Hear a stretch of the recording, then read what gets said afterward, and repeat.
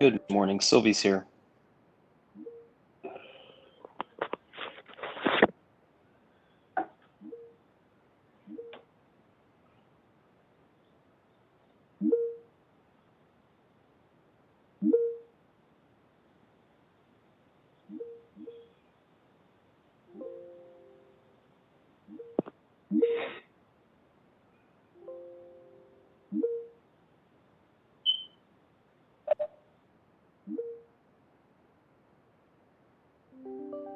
Good morning. Sylvie's here.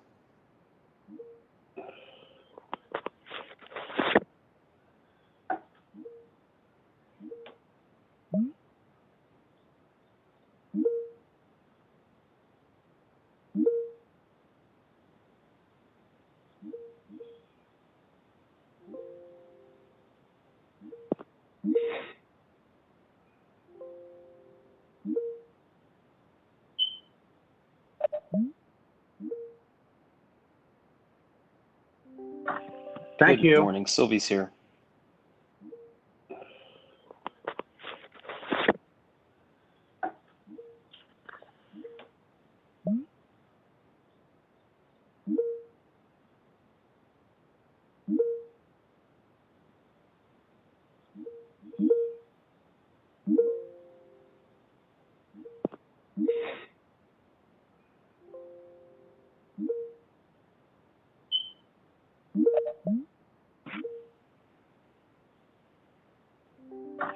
Thank Good you. morning. Sylvie's here.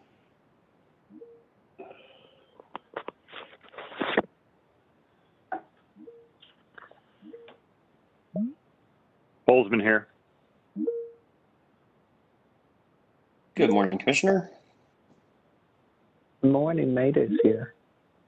Good morning, Commissioner. Morning.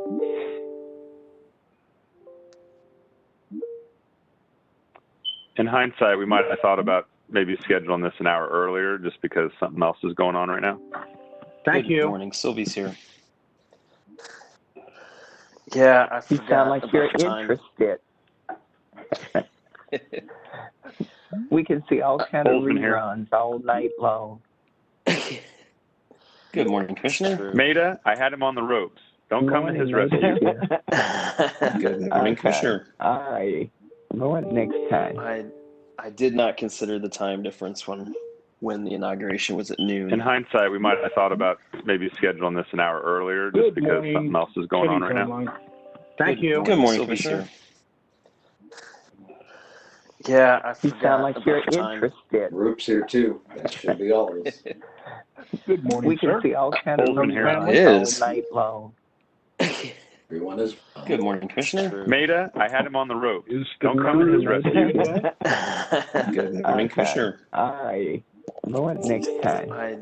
I did not consider the time difference when the inauguration was at noon. In hindsight, we might have thought about maybe scheduling this an hour earlier just because something We're all else is good, going on right now. Commissioner. Thank you. Good morning, If you're Commissioner. talking about all of us. Yeah, I You forgot sound like you're about the time. interested. Yeah, I was Roop's here thinking you too. might have That been should be talking always. about Roots. morning, We can see all kind of Bolzman here. It is. basketball team. Everyone is. Good morning, Commissioner. True. Maida, I had him on the ropes. Don't come to his rescue.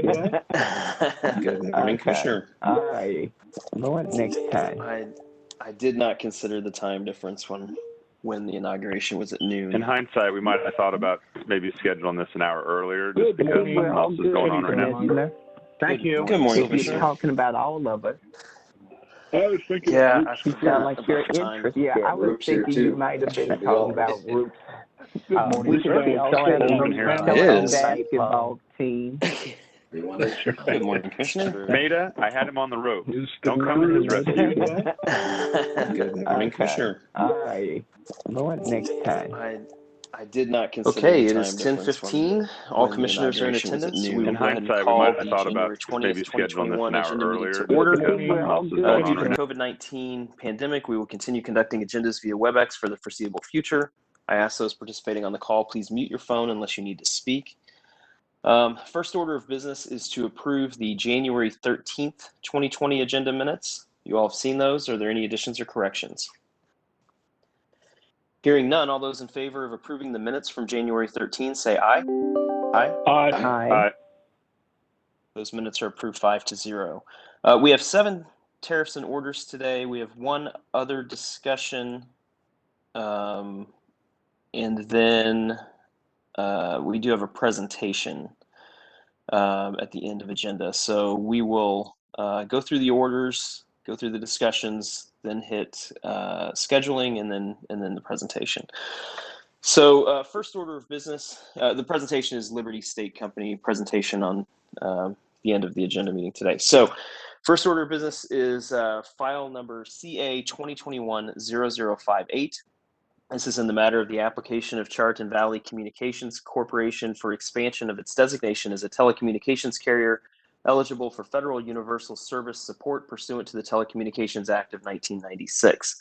So this order grants the request of Chariton Valley Communications to expand its ETC designation. The company was awarded federal rural digital opportunity support funds to expand broadband in rural areas. As part of that award, the company needs to expand its eligible telecommunications carrier designation for certain areas covered by the rewarded funds. So staff reviewed the request and recommended that the application be approved.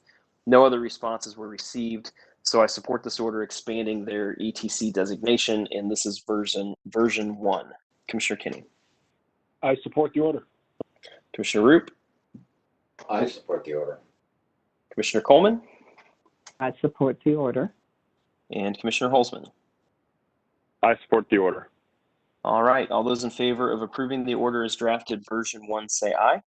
Aye. Aye. That order is approved 5-0. Next up, file number SA 2021-0017. This is in the matter of Missouri American Water Company's application for a certificate of convenience and necessity, authorizing it to install, own, acquire, construct, operate, control, manage, and maintain a sewer system in and around the city of Hallsville, Missouri.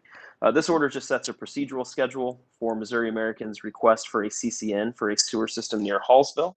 An evidentiary hearing is set for April 8th. The hearing will be conducted via WebEx, and I support this order version 1. Commissioner Kinney. I'm in support as well. Commissioner Roop. I'm in support. Commissioner Coleman. I support the order. And Commissioner Holzman. I support the order. All right. All those in favor of approving this order as drafted version 1, say aye. Aye. Aye. Aye. That order is approved 5-0. Next up, file number WR 2021-0177. This is in the matter of Carl Richard Mills' request to maintain water system rate. This order sets a virtual local public hearing in Carl Richard Mills' rate case. The public hearing will start at 6 p.m. on February 2nd and will begin with a question and answer session. Participants can join by phone and via WebEx. A web stream for the hearing will also be available at the Commission's website.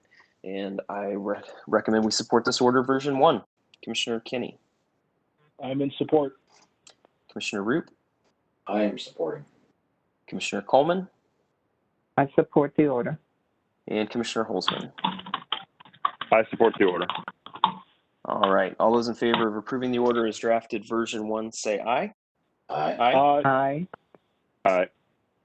That order is approved 5-0. Next up, file number EO 2021-0056. This is in the matter of the application of Evergy for approval of the accrual of funding for Wolf Creek Generating Station decommissioning costs at current levels. Evergy requested approval of the accrual and funding levels for its Wolf Creek Nuclear Plant Decommissioning Fund. The company submitted its 2020 cost study and funding analysis and requested the contribution levels for the fund be maintained at the current levels. Earlier this month, staff and Evergy submitted a stipulation and agreement, which includes a request that the Commission find the current contribution levels should be continued and that the company's 2020 cost study complies with regulatory requirements. No party opposed the agreement, so this order approves the agreement and continues the decommissioning contribution levels where they are. And I recommend that we support this as drafted version 2. Commissioner Kinney. I support the order. Commissioner Roop. I am voting yes. Commissioner Coleman. I support the order. And Commissioner Holzman. I support the order. All right. All those in favor of approving this order as drafted version 2, say aye. Aye. Aye. Aye. The order is approved 5-0.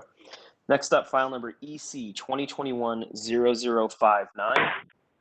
This is Missouri Landowners Alliance, Eastern Missouri Landowners Alliance, DBA Show Me Concerned Landowners, and John G. Hobbs Complainants v. Grainbelt Express LLC and Vinergy Transmission LLC respondent. This order just sets a procedural schedule in this complaint case with an evidentiary hearing set for April 1st. That hearing will be conducted via WebEx. I recommend that we support this order as drafted version 1. Commissioner Kinney? I'm in support. Commissioner Roop? I am supporting as well. Commissioner Coleman?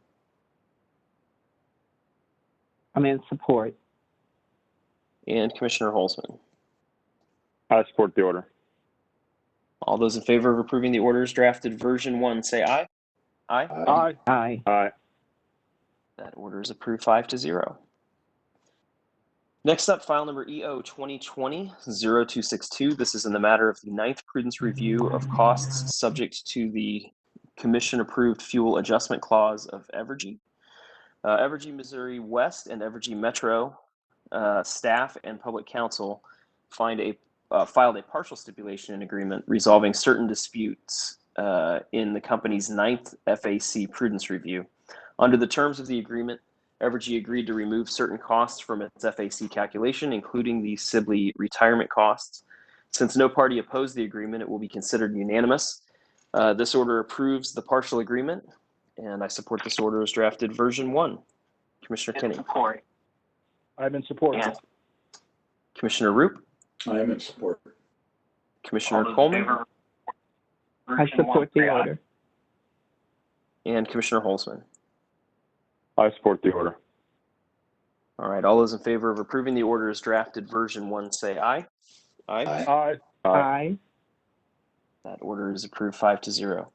Kim, I believe you might need to mute. I think we're getting some feedback, and it looks like you're lying. Next up, final order, file number EC 2021-0034.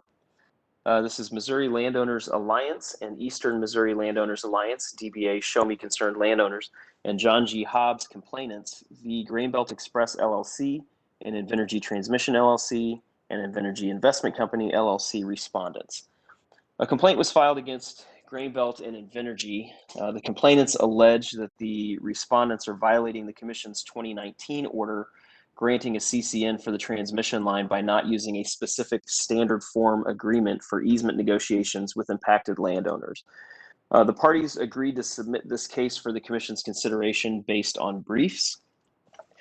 So reviewing the filings and the Commission's report and order on remand in the CCN case and certain exhibits, I disagree with the landowner's interpretation of our order. I don't think that the report and order on remand actually ordered a specific form to be used for all future easement negotiations. The examples that were described in the factual findings was referenced as just that, as an example, and never intended to be applied as a one-size-fits-all for every situation. So with that, I support this order, version 1. Commissioner Kinney. I would concur. Commissioner Roop. Yeah, I agree with your statement and I support the order. Commissioner Coleman. I'm in agreement. I support the order.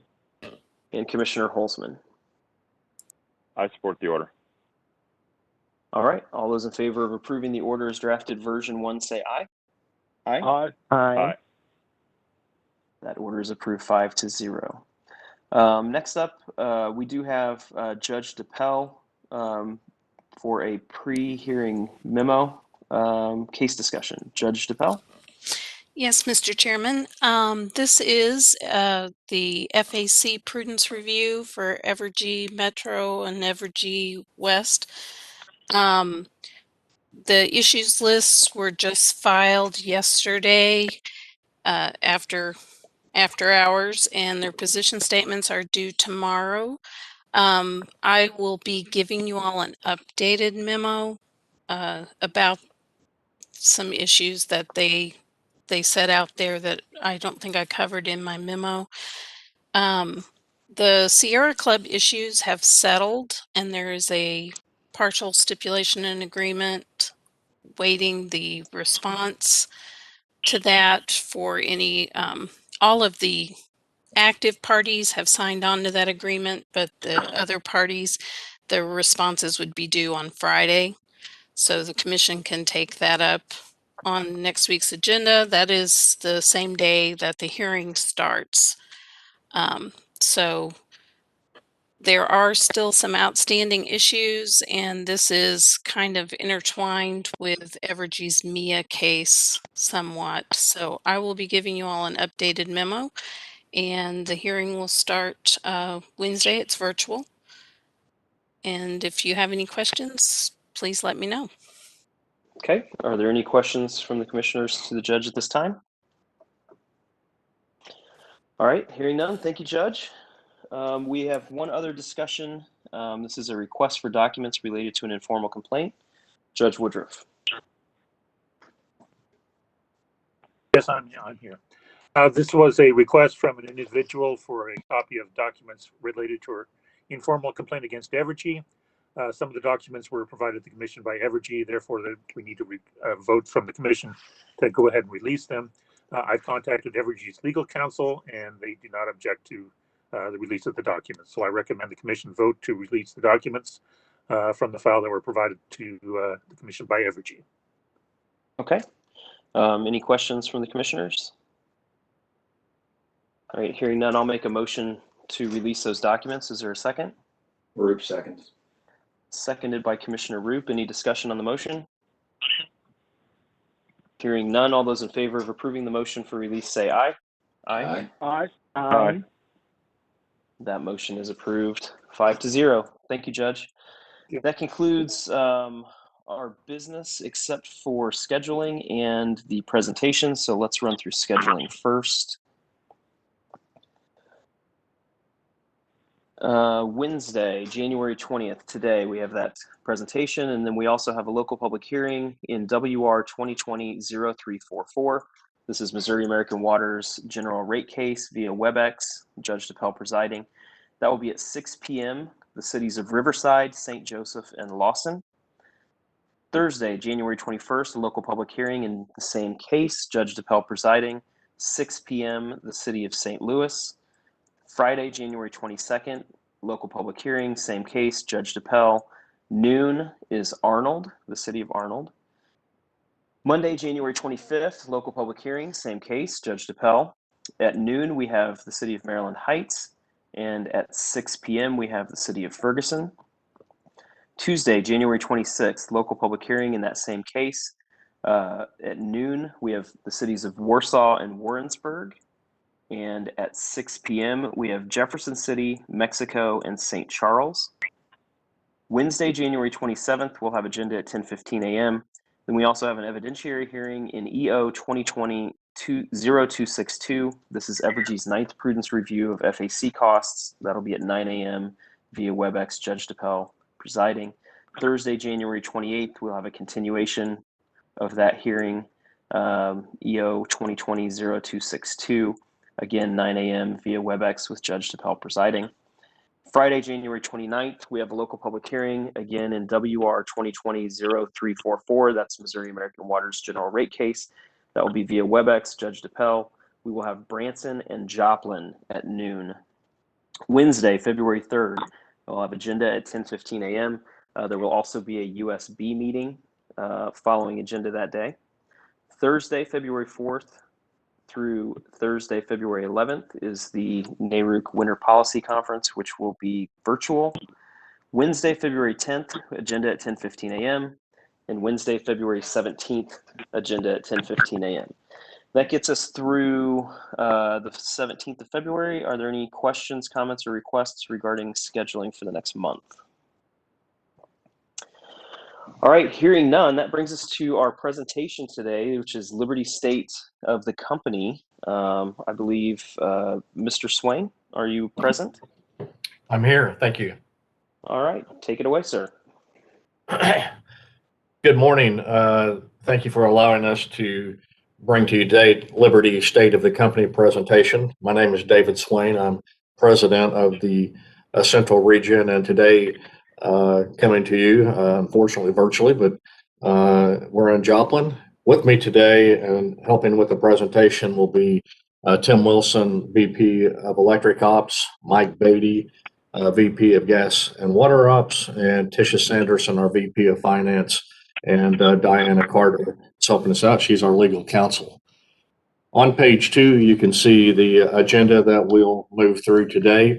Obviously, there's more information in the slides than what we'll actually cover in our verbal communication today. On page 3, just a quick update for you concerning Algonquin Power and Utilities Corp., our parent company. We do have a new CEO, Arun Banskuta, replaced Ian Robertson in the last few months, and you can see there his team that's working with him. If you may remember, they're in Toronto, Canada, and again, our parent company, Algonquin Power and Utilities. On page 4, just an update that shows our growth as a company. Today, our parent company, Algonquin Power, is a company that has generation, transmission, distribution, and our assets today total about $11 billion.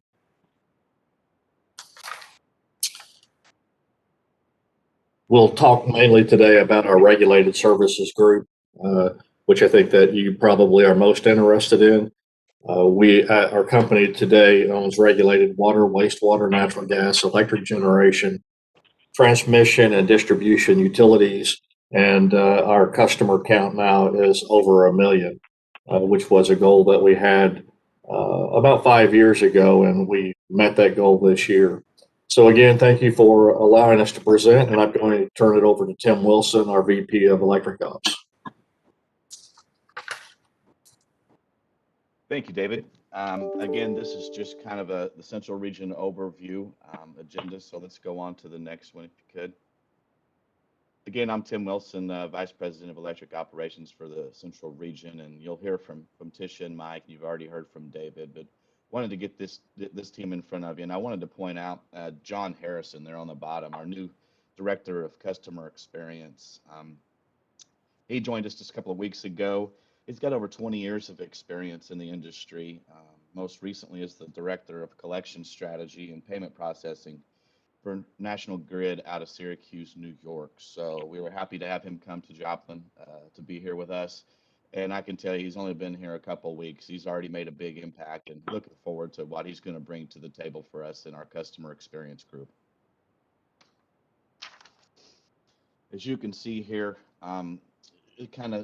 you can see the graph to the right. It shows our natural gas, electric, water, and wastewater, the counties and communities that we serve. And you can tell by the yellow, that's the gas distribution, and the red is the electric distribution. And I think one thing we wanted to point out is, although we do serve 6 states and FERC, we serve a lot of communities in the state of Missouri. And I think this graph really shows how far reaching that really is.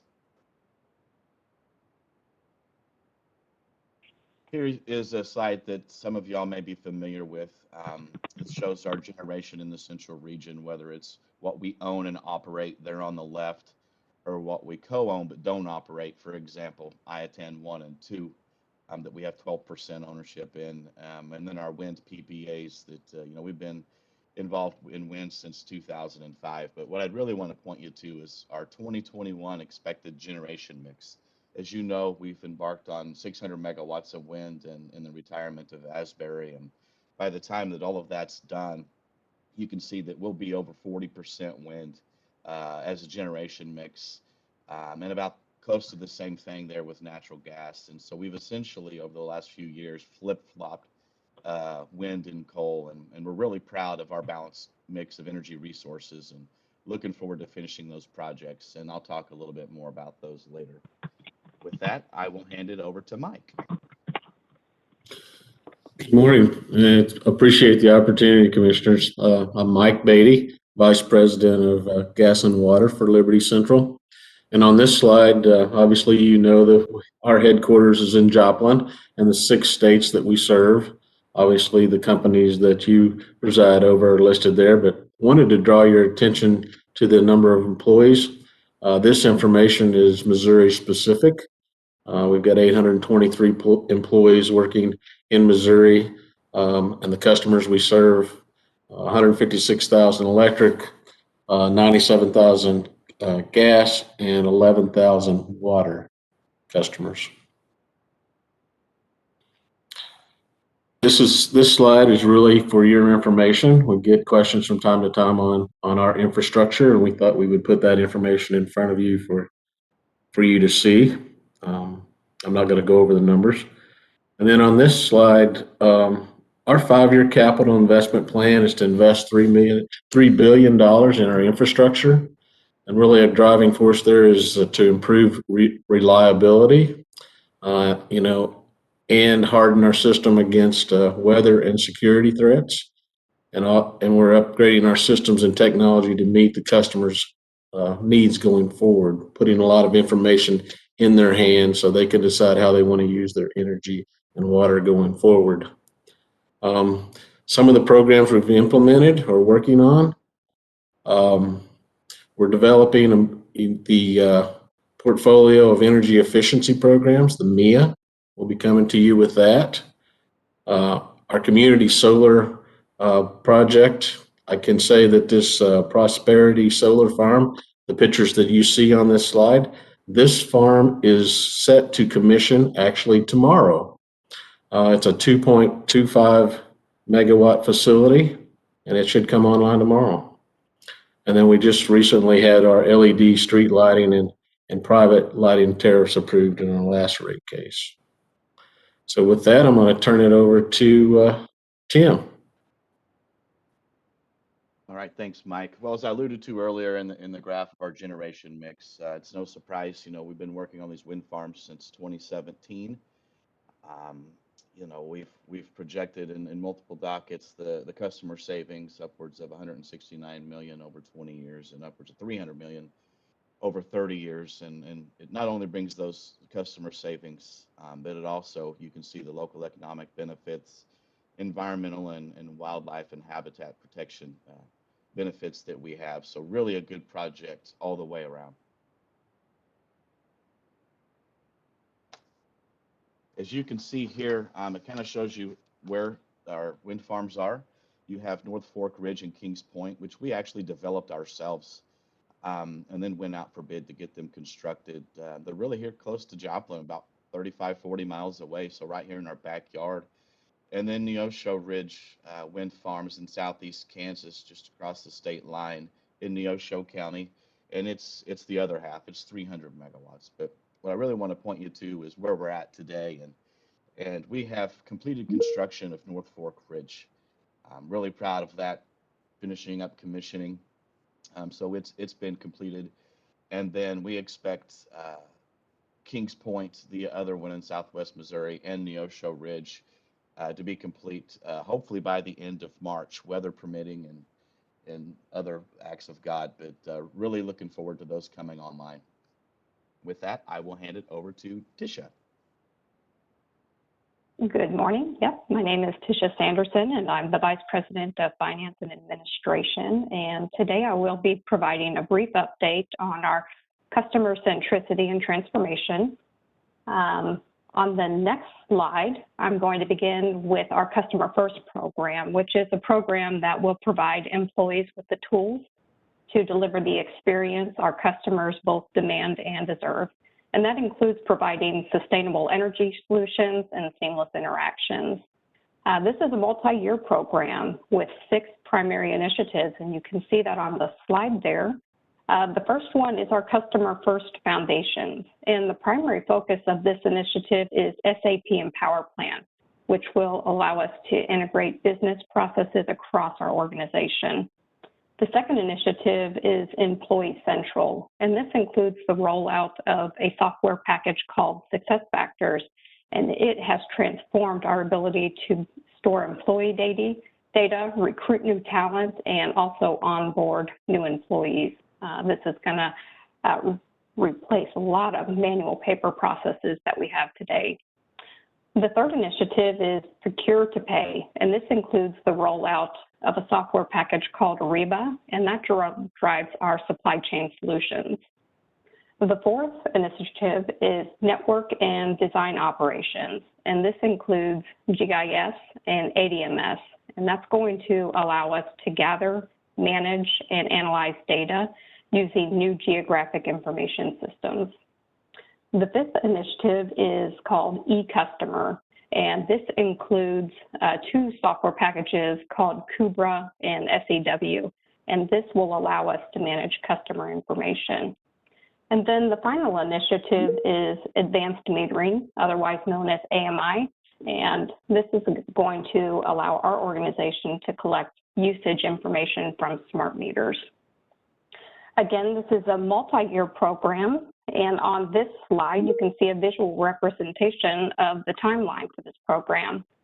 So on the left-hand side of the chart, you'll recognize the 6 initiatives under the Customer First program. And we began deployment already on 4 out of the 6 initiatives that we just discussed back in 2020. Some of those initiatives are going to continue into 2021, but we will also kick off the deployment of the new GIS and ADMS initiatives this year. And then that last initiative will kick off in 2023. And again, this includes SAP and PowerPlan solutions. Again, that are going to allow us to integrate many of our business processes. And then on the next slide, we touched on the AMI project on the last 2 slides, but I do just have a few additional updates to share on this project. So meter deployment in Missouri began in mid-2020, and in total, we will be installing 177,000 electric meters and 6,000 water meters. To date, we've completed about 100,000 of those meters, and we expect that installation will be complete by mid-2021.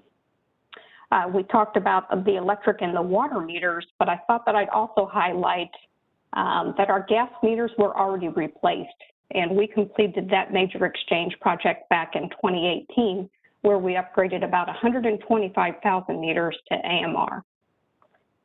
So before we leave the customer care update, I did want to hand the presentation back over to Tim Wilson for an update on customer service improvements. Thank you, Tisha. Some customer service improvements that we've been implementing over the last several months. With the announcement of AMI a few years ago, it was pretty difficult to not only retain meter readers, but also to get them to come. And so quite honestly, that was an area that we needed to improve on, is lower our amount of meter estimations. And so we've really ramped up. We've even borrowed almost 10 folks from our operations group and have put them over onto the billing and customer experience group to fill in as we transition from our infrastructure as it sits today to AMI. And we've made a lot of process improvements and have made big strides in the area of meter estimations. And then rolling that into is what Tisha discussed on AMI. There's obviously a significant amount of customer benefits, and really the possibilities there are endless. And we're really looking forward to filing a time of use pilot program with everybody, and so we can really take advantage of all of the different things that AMI will provide us. Obviously, communication and restoration out on outages that will help improve our SAIDI and safety numbers, the duration and frequency of our outages. And so really the possibilities are endless, and we look forward to completing that project here in the middle of this year. And then back to Tisha. Okay, thanks, Tim. In this section, what I really wanted to express is that we take great pride in caring for our community, customers, and employees. And on the next slide, you can see that we're able to express this through both a program called Liberty Days and also Christmas Elves program. You guys might be familiar with the Christmas Elves program. This is a Legacy Empire initiative where employees and customers are able to take care of the elderly and disabled in our communities during the holidays. So both of those are wonderful programs. On the next slide, I did just want to touch on the COVID-19 pandemic. During this time, we have really increased communication to customers so that we could provide timely updates, especially to our vulnerable customers, so that we could offer payment arrangements and also promote customer assistance programs. And then on the next slide, I did want to let you know, the company has also taken great care to protect our employees and customers. We've done this through business continuity plans, and because of that, we were able to quickly enact those plans and move the majority of our employees to a remote work condition, providing protection measures to all of our frontline employees. And then on the next slide, I did just want to say thank you. This does conclude our presentation. We appreciate you giving us the time to provide this update. And at this time, we would be glad to discuss any questions that you may have. All right, thank you. As always, we appreciate the presentation. It's always good to get this information on a fairly regular basis. I don't have any questions for myself. Does any other commissioner have questions regarding the presentation? This is Commissioner Roop. I have a couple but if Bill wants to go first, if he has any, go ahead, Bill. Oh, no, go ahead, Scott. I'm just going to say thank you very much. I appreciate the very detailed, very detailed presentation. I'm glad to see you focusing on a lot of customer appreciation, customer situation, because I know we've had some issues there. But it looks like to me that you guys are on track, and we just appreciate the presentation. Go ahead, Scott. Hey, thanks, Bill. Yeah, I wanted to echo what Bill said. Thank you for the presentation. It was great. I appreciate you keeping us in the loop and what's going on. A couple things wanted to highlight. Great job on swapping the fuel mix. I think that amount of change in that short period of time is pretty impressive. And so hat tip to you guys for making that a priority and looking into the future and making those decisions a couple years ago to get where you are today. Secondly, great to see you guys were listening at the local public hearings about the meter estimations. That was a consistent theme across your footprint. So it's great to see that you're allocating, not just words, but you allocated people and manpower and stuff, trying to address that as you guys switch over. So that's great to see that happening. The only questions I had was, on slide 12, you had mentioned your energy efficiency programs in MIA. And I know you guys have been talking about creating a MIA program for the last at least 4 years. So just I ask, where does that stand? What's the holdup, and when do you anticipate that? Commissioner, this is Mike Beatty. I was one that presented that slide, and we are set to file in Q2 with MIA. So you should see that filing coming sometime in Q2. Excellent. I look forward to taking a look at that. And then also you had mentioned towards the end, I think it might have been around slide 18, 19, when you're talking about your AMI meter rollout, and you guys are anticipating mid-year, I think I saw June of this year. So that's wonderful. Great job on getting that rolled out. Very, very pleased with that. So then once you have this tool, are you going to be following up with the things you need to utilize it as most specifically time of use rates in your next rate case?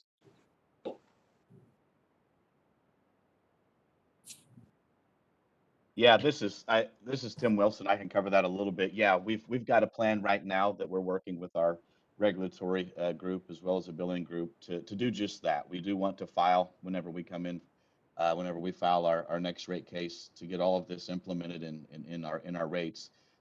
We do plan to have a time of use study ready to go, and so we can fully take advantage of all of the things that AMI will provide us. So yes, that is the direction we're going.